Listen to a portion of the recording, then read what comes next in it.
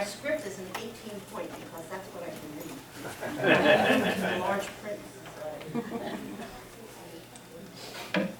Is that okay? Is that better, maybe? Is that okay? You can all see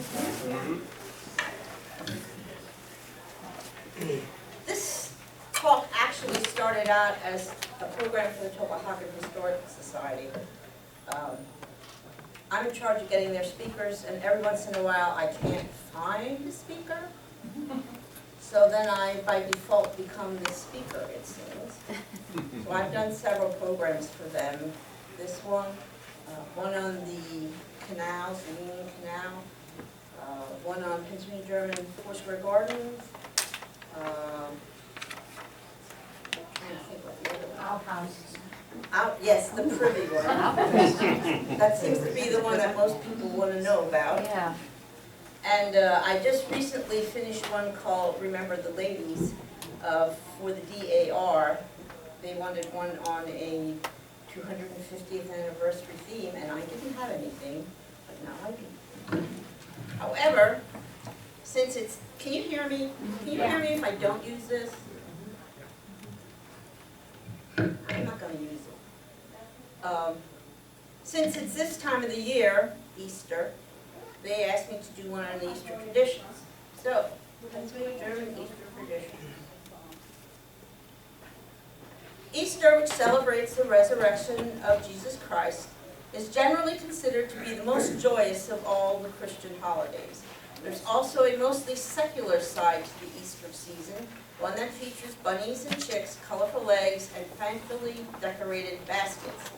And it's largely due to the Pennsylvania Germans that we have bunnies and eggs, colorful eggs, chicks, and fancy decorated baskets. Before the introduction of Christianity into Western Europe, the Germanic tribes worshipped the return of the season of warmth and light in the person of Estra, or Ostera, the goddess of dawn. She represented rebirth, fertility, and spring, and her annual bonfires featured dancing and offerings of food and drink. Her companion animal was the hare, whose fertility is strongest with the return of spring. Supposedly, Ostera found a wounded bird late in winter, and to save its life, she changed it into a hare, who magically retained its ability to lay eggs.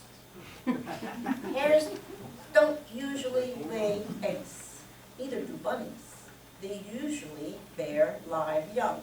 And in the case of hares, their young are usually born fully furred, as opposed to those little pink naked things that you find in bunny nests around here. In gratitude for its rescue, Ostera's hare decorated eggs and gave them to her as a gift. Well, as in so many cases, the early Christian missionaries found it expedient to leaven their Christian teachings by keeping some of the pagan celebrations elements. And so Ostera's hare's eggs became a symbol of the resurrection and new life. Easter became an adaptation of Ostera's name, and the position of Easter on the liturgical calendar was closely aligned to the vernal equinox and the former celebration of Ostera's festival. And even today, how do we find Easter? It's the first Sunday after the first full moon, after the first day of spring. Lots of firsts. Eggs continue to be an important element to the Easter meal, with eggs, bread, and salt being sprinkled with holy water and a special blessing. Now, to the New World. When the Germanic settlers came to the New World in the late 1600s, those traditions came with them. Initially, these customs were considered to be Dutch popery by the Quakers and the Presbyterians in the colony. And while the Catholics and Episcopalians shared some of the traditions, they were small in number. These Easter traditions were at first relegated to the home, where they were a cherished memento of the old world. It would take almost 200 years for the secular Easter traditions to catch on throughout the state.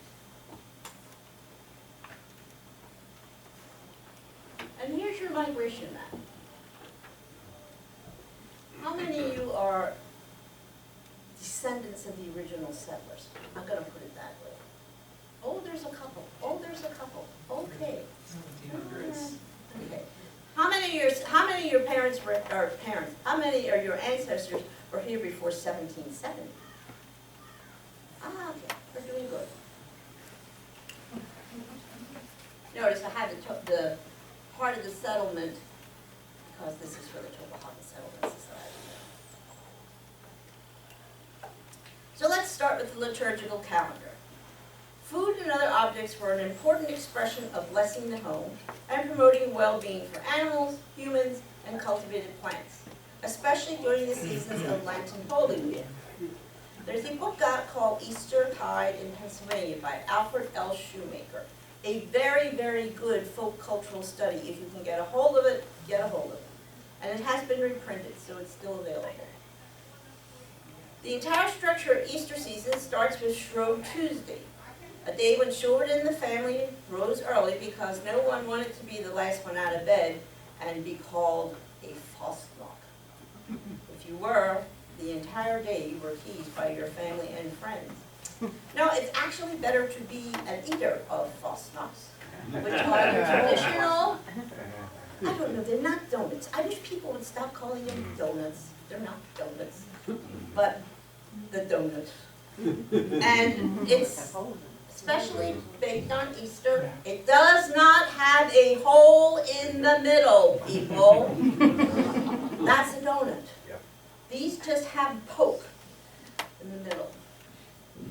There's different ideas of what they were, but everybody agrees that they were used to take up the last of the fat, which is why Shrove Tuesday is frequently called Fat Tuesday.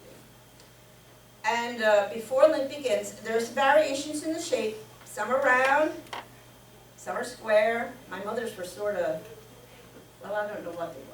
They weren't exactly square. They were sort of cut out the way you could get the most of them out of one bunch of dough. Should they be raised? Yes. Or unraised? Should they be made with potatoes? Or without potatoes? And it actually really depends upon where in the area you come from. Should they be made in short days? Oh, lard? In my family, it became peanut oil because they weren't quite sweet. But the one consensus is that they are best if they are dunked. The day-old donut was born to be dunked. Some people use molasses for fun. Some people use honey turkey syrup. Some people use. There are other beliefs that are connected with Fastnachts. The first ones are to be given to the chickens, to keep them and their chicks safe from hawks. Or you can put them on the windowsills. And if they're taken by the fairies, the house will have good luck all year. I think that came over to St. Patrick's Day. I mean, you know. The lard that was used to fry the Fastnachts also had strong properties. Rubbing it on sores would bring a swift and sure cure. Greasing the wheels of the wagons would stave off rats. Greasing the plow or the garden spade on Shrove Tuesday with Shrove Tuesday fat would help protect the crops from pests and ensure a bountiful yield. And with so many benefits to be gained by its use, it's no wonder that Shrove Tuesday fat was valued. How many of you make your own Fastnachts? How many of you buy them from someplace like St. Gertie's? Okay. How many of you go to the grocery store? Oh, yeah. Ash Wednesday also had a name for the last person out of bed. In the morning, he was the ashapodal, or the ash pile. And in addition to being the butt of teasing for the day, the ashapodal was also had his face rubbed with ashes, and woe betide the last one at school for the day, because they not only were in danger of having their face covered with ashes, They also frequently were made to empty the ash bucket for the entire school term. Ash Wednesday's other traditions included ashing the cattle, the fowl, and the garden to keep away insects and lice. And some people even ashed around their house to keep snakes away.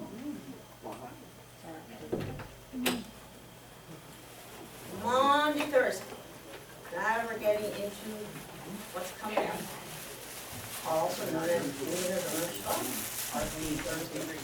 We are supposed to eat something green on this day to promote good health for the rest of the year.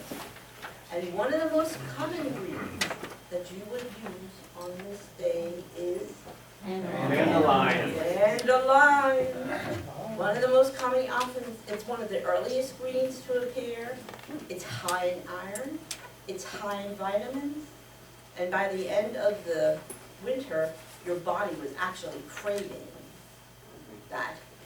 And you could have other greens like endive, cabbage, turnip green, sometimes even alfalfa and clover. But one thing that most of them would use, in addition to the dandelion itself, would be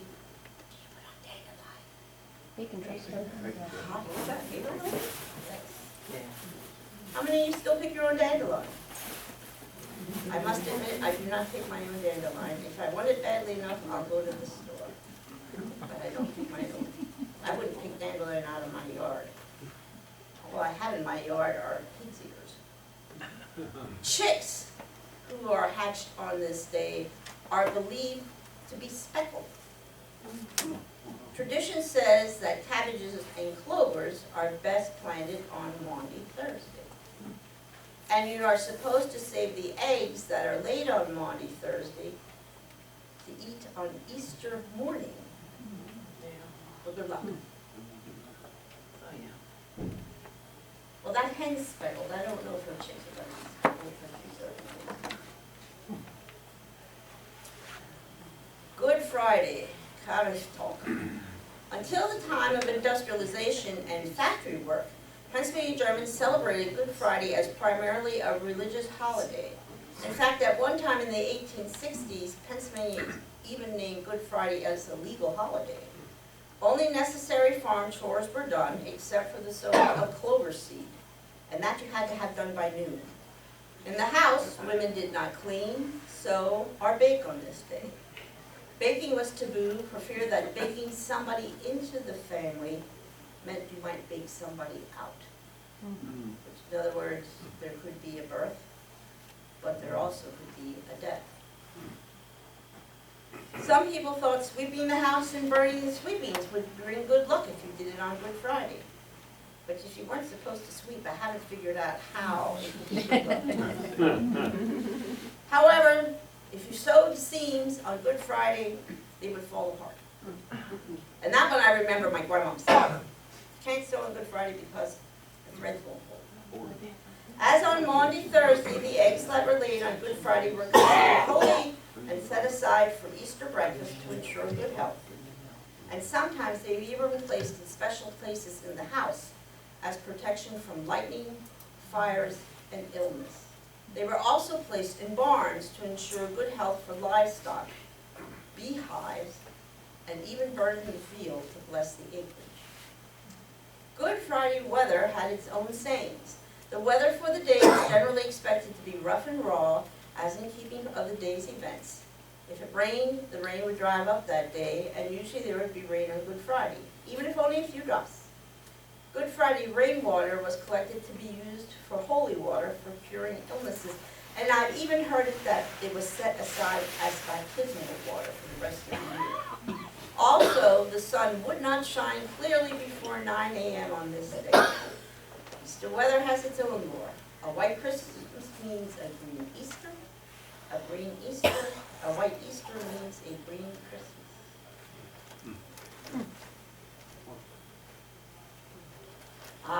Now we come to the Easter rite. Many of the customs that we associate with Easter today were brought over to the New World by the early Germans, including the Easter bunny. Now, in Germany, there are no little bunnies like this. There are hares. The bunny is the American equivalent, because we do have hares, but we have bunnies as well. And in this area, when the Germans came in, there really weren't many hares, but there were bunnies. So that's what they adopted. The first known written mention of the Easter bunny dates to 1682 in Heidelberg, Germany. It wasn't until 1824 that the Easter bunny and eggs were mentioned in a German language Lancaster newspaper.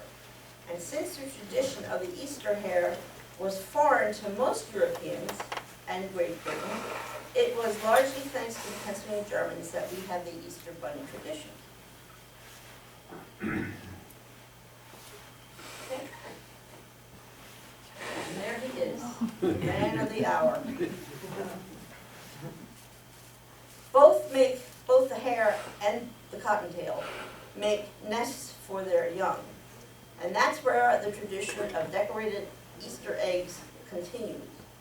On the Saturday before Easter, the children of the family would take their bonnets and their hats and hide them in a secluded spot, because the Easter bunny is shy, in the house, in the garden, or in the barn. And the next morning, provided they had been well behaved, they would find brightly decorated eggs in their nests. What did you find if you were not a good child?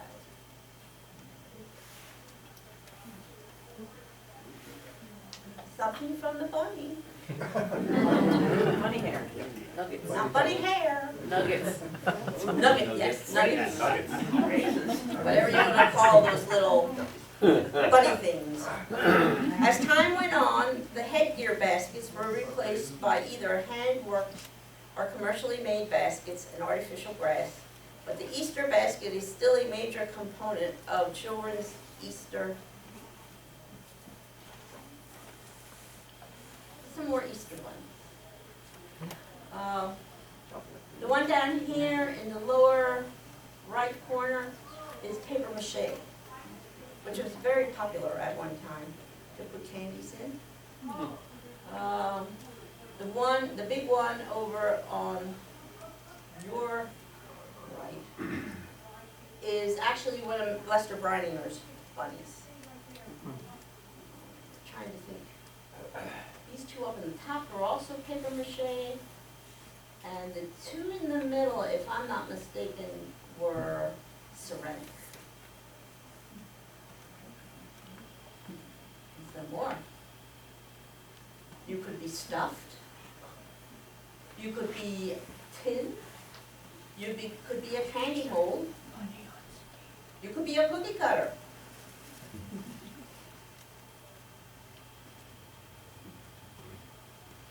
How many of you have Easter egg hunts yet? Oh, pretty good. We've had Easter egg hunts until even the grandchildren were old enough to buy their own beers. And then we stopped.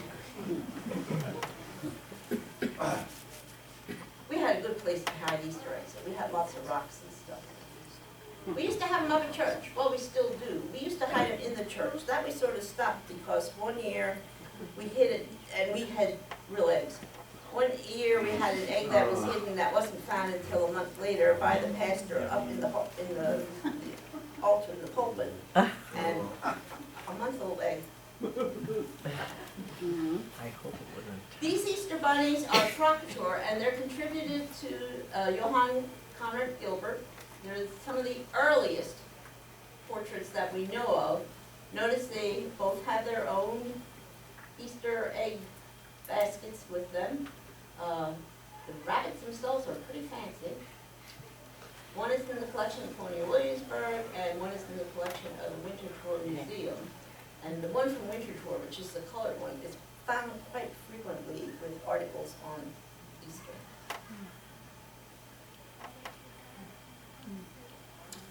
So, surprisingly, children did not seem to question the fact that it's a rabbit producing the eggs, because rabbits and chickens were often housed in the same enclosures. Certainly this is part of the Easter legend. Now we're told he brings the eggs, doesn't pluck them, he brings them. The plain people usually don't like to mention the bunny as he is lying to tell them that bunnies lay the eggs. The first depiction, as I told you, was the ones from Johann Conrad Gilbert. And Easter bread. How many of you have Easter bread? How many of you make Easter bread? Oh, good. Do you make Easter bread? Yes, but it's not a bunny, it's Ukrainian pasta. Okay. Or like challah or something like that. Well, Easter bread, it actually isn't as common a tradition as you would think. In fact, this is the only example of it that I was able to find, other than the picture in the bottom, which is from the egg tree, and shows the Easter bunny, and he's sort of sitting on his Easter egg. But here you can see in the top where the Easter egg is. It is not a tail. Oh, I thought that was a tail. It looks like a tail, but I don't know. But in later years, if people were going to make Easter rabbit bread, the rabbit usually ended up with the egg in the middle, as in the illustration, as opposed to in back. Well, chickens do.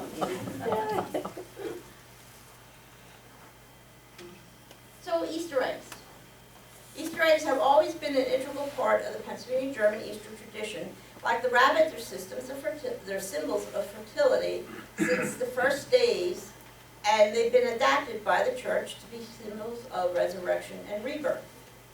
However, you have to make sure you have enough eggs because you have to have them for Easter breakfast. And then you have to have leftovers so that you can give them away. Pennsylvania Germans especially love decorated eggs, and there are several ways to decorate eggs. First, you can dye them with natural materials such as onion skins people, okay? Herbs. Red cabbage produces blue. Turmeric produces yellow. Madder produces red. Tea produces brown. Alder catkins produce yellow. And sometimes they even take ferns or flower petals and they fasten them onto the eggs before they were dyed, such as this one down here in the bottom.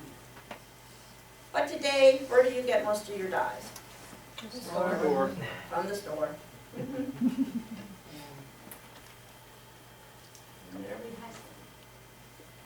Another form of decoration is also made by blowing the raw egg and then scratching designs on the egg using a sharp stylus, penknife, or pin. These can be very elaborate.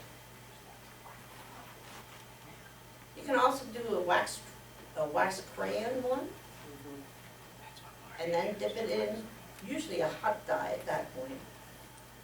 You can make Pazansky eggs. And the designs are usually tulips, birds, angels, and other motifs. And sometimes you can even wrap them in cloth, and it will transfer off. I don't think that happens as much now because most cloth that you buy now is pretty dye resistant. This one here on the side is Fraktur, a Fraktur egg. The big reddish ones are scratch eggs. And some of those are pretty elaborate. Some more. I don't know how an egg that was made in 1850 has managed to survive, but it has. Oh my gosh.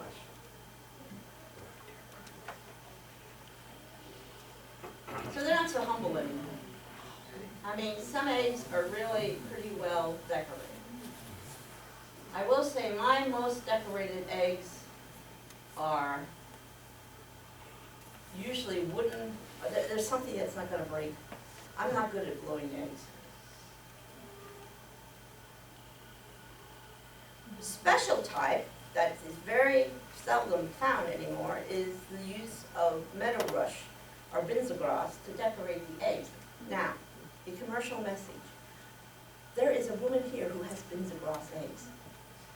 So, you need to go to her and look.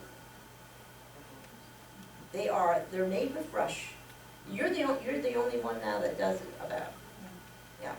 So, I had to buy one because I didn't have it. I had to buy it. Anyhow, you remove the pith from the rush, and it's sort of a woolly type pith. And then you wind it in coils around the eggs. There's your rush. You can see her winding in coils around the egg. And unfortunately, you can't see the Binzagras too well with this. But if you go and look, you'll see, I was so excited when I saw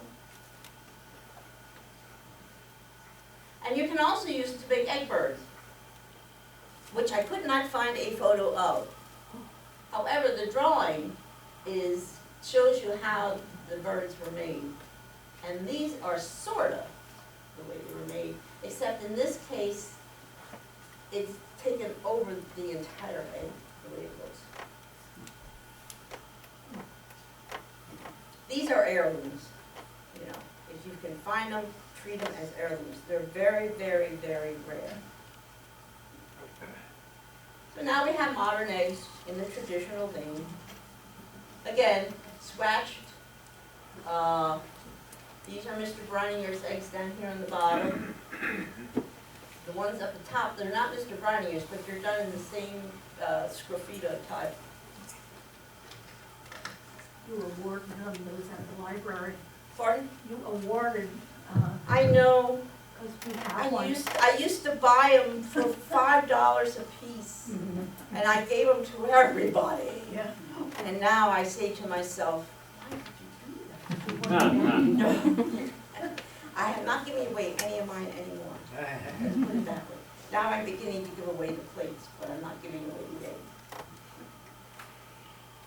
The Easter egg tree. The Easter egg tree is not really a Pennsylvania German tradition. However, you begin to see it everywhere.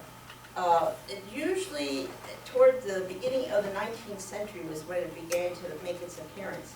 And they think it might have come when Easter cards were first coming into use. But it's, you know, you put your tree outside and you decorate it with eggs. Well now, in this case, it's not only the trees outside, but if you want to use like blown eggs and things like that, you bring your tree inside and you do it inside. Or you can read the book called The Egg Tree.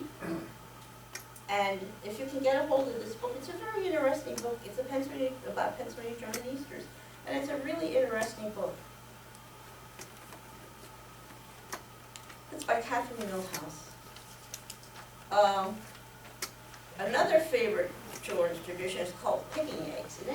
But this is one I had never heard of. We didn't do this in my family.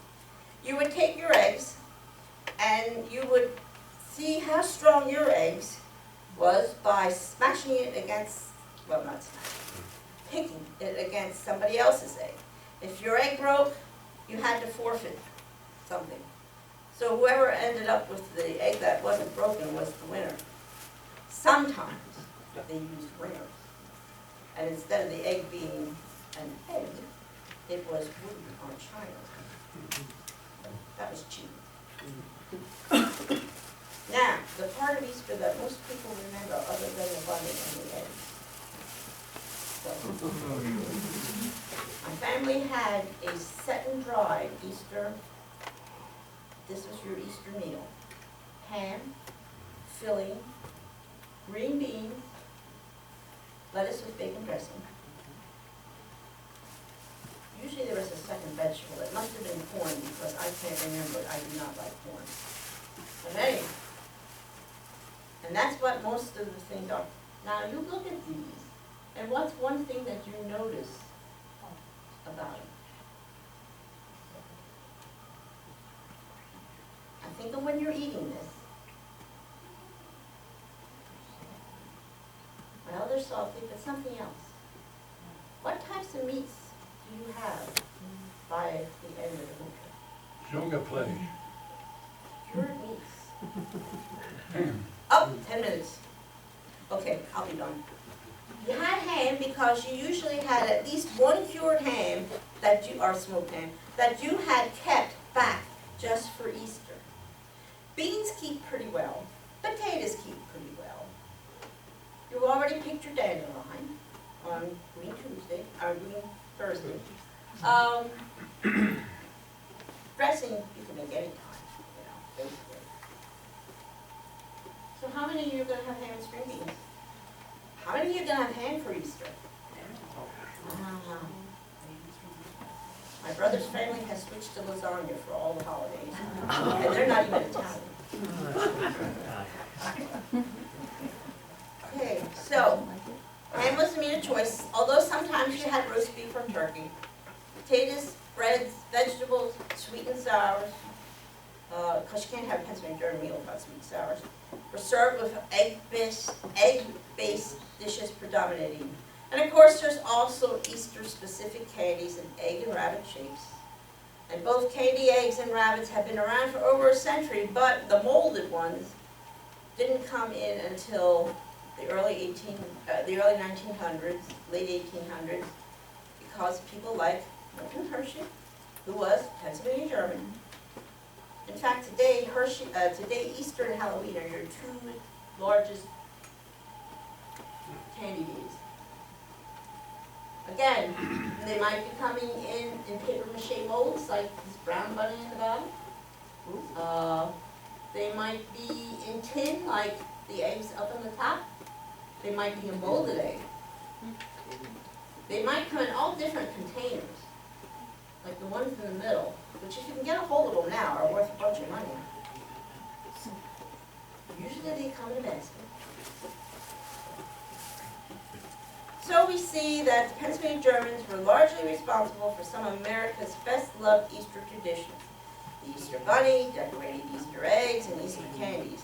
And our continued celebration of these traditions ties us to a rich culture and ensures that we continue to honor our Pennsylvania German roots. So, happy Easter, everybody. Thank you.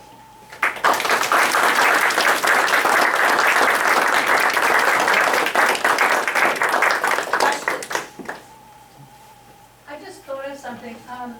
Kutztown University you have the cultural center that's down there. They're having Easter on the Farm next Saturday at Kutztown University's Cultural Heritage Center. For anybody that's interested, I think it's like 10 to 4. Yep. It will probably rain. Every time I want to go to that thing, it rains. So you don't plan on going, we'll all go and tell you how it is. There you go. There you go. That's a really cool place to go. If you've never been, I would recommend that you make the trip down there because the people display down there and the people who demonstrate down there are very knowledgeable. Any other questions? Sweet and sours. Well, the Pennsylvania Germans have a habit of making this dressing, which, it's sort of hard to explain. If you take, when you first taste it, it usually tastes sweet. And then as it lingers on the back of your tongue, it sort of becomes sour. And it's usually with beans, cauliflower, corn. What am I missing? Chow-chow. Well, chow-chow is usually beans, cauliflower, corn. Something else. Sweet and sour, sugar and vinegar. Yeah. You mix it together. You mix it together. My mom didn't have a recipe. Her recipe was taste it. Ah. Hers usually, if it tastes a little sweet, put a little bit more vinegar in it. And we always had to use cider vinegar. Don't use, not white vinegar, it's got to be cider vinegar. Yeah. And we like ours on the sourer side, the more sour side, rather than the sweet side. I personally think too frequently when you get it in restaurants, it's too sweet. But that's just the way we were raised to eat it that way. If you like it sweeter, you put more sugar in. If you like more sour, you put more vinegar. But those are, and sweet and sours, they sort of appear everywhere on Pennsylvania German tables. It was like if you go to Isaac's and you sit down and they say, do you want the pickled, what are these, cauliflower and carrots and whatever. I always say yes, because I like pickled stuff. But you know, if you go to a Pennsylvania German restaurant, like a smorgasbord or something like that, they always have sweet and sours. I think it helps, I really think it helps cleanse the palate too. I mean, it sort of sounds stupid, but No, that's good. anything else? Does any dried corn? I'm sorry. Corn We and the only way I can eat corn is if it's in a soup, I'll eat it. I like corn fritters, believe it or not. But I always say corn is to feed the livestock. You know, that's- We roast starch, we don't dehydrate it, we roast it, and what corn a with- difference in There are flavor. 2 vegetables that I will not eat. Corn is one, and lima beans is another. Succotash is 2. I like You butter. don't know what you're missing. Yes. I love something. Did the Pennsylvania Germans treat the 3 hours from 12 to 3 on Good Friday with any special reverence? I remember in Lebanon, they closed the stores from 12 I to 3. don't, That's a long I time. haven't come across that. I don't know why I think that's more of a Catholic tradition. Catholic. Yeah. Which might be why Lebanon did, because Lebanon really has a fairly big, had a fairly big Catholic population. I haven't come across it with, and I know that, at least in our Lutheran tradition, we never did. Well, even at one time, everybody closed on Good Friday, period. I mean, the library was closed on Good Friday for years and years and years and years and years. And I always thought that's sort of- Morning's grocery store closes on Right. Good Friday. They also close on Assumption Day, and that's very, very important. Anything else? He's back there holding up signs. Okay, well, thank you very much. Have your